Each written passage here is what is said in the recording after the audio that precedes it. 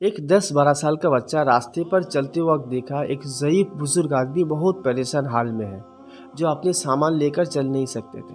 तो इस बच्चे ने उस बुज़ुर्ग के सामने जाकर कहा कि ये सामान मेरे सर पर उठा दीजिए, हम आपको घर तक छोड़ देते हैं। तो घर में छोड़ने के बाद उस बुज़ुर्ग आदमी ने इस बच्चे से कहा कि बेटा, तुमको देने के लिए मेरे पास कुछ भी नहीं है, मैं तुम्हें सिर्फ दुआ दे सकता हूँ कि अल्लाह तुमको दुनिया का सबसे बड़ा आलिम बना दे। साल 2020 OIC organisation of Islamic council के हिसाब से दुनिया का मोस्ट पावरफुल 500 मुस्लिमों में नंबर 1 पे आया उस दिन का बच्चा, जिसे दुनिया जानती है शेख मुफ्ती तकी उस्मानी। शेखुल इस्लाम मुफ्ती तकी उस्मानी हफिज़हुल्लाह नाम पे।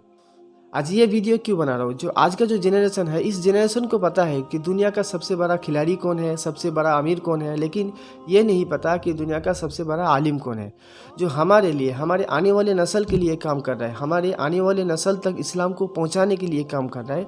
वो उलामा कम्युनिटी के बारे में जानने के लिए हम सबके पास एकदम टाइम नहीं है। मेरे पास थोड़ा टाइम है, इसीलिए हमने वीडियो बना दिया। अगर आपके पास टाइम है तो आप 3 मिनट ये वीडियो देखकर एक आलिम के बारे में जानकारी हासिल कर सकते हो। इस वक्त हनफी, शाफिई, हम्बली, मालिकी, इन चारों मजहब की उलमाए दीन की नज़र में दुनिया का सबसे बड़ा आलिम मुफ्ती तकी उस्मानी हफिज़हुल्लाह है।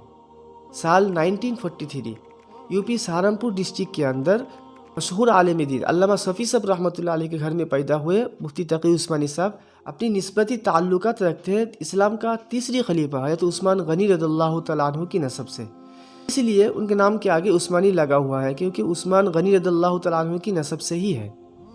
अरबी, उर्दू, फारसी, इंग्लिश, इन चारों लैंग्वेज इनके सामने मदरी ज़ुबान जैसा है। इन चारों लैंग्वेज में लिखा हुआ इनका किताब पूरा दुनिया में फैल चुका, पूरा दुनिया में इस्लाम का खिदमत में लगा हुआ है। इस्लाम का हर मुद्दे पर इन्होंने किताब लिखा, खास करके सूद के खिलाफ बहुत सारे किताब लिखने के बाद स्टेप लेना शुरू किया।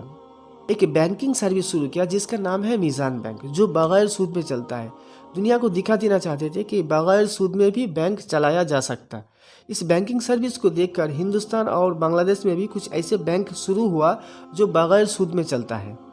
सऊदी जद्दा में मौजूद इंटरनेशनल फ़िक़ह एकेडमी का परमानेंट मेंबर है। मस्जिदुल हराम, मस्जिदुल नबवी का इमाम भी कड़वी मसाइल का खुलासा करने के लिए मुफ्ती तकी उस्मानी साहब से ही बात करते हैं, क्योंकि मसाइल के मामले में मुफ्ती साहब जो कह दिया वही वाला दौलीन, और दुनिया का आलिम कह देता आमीन।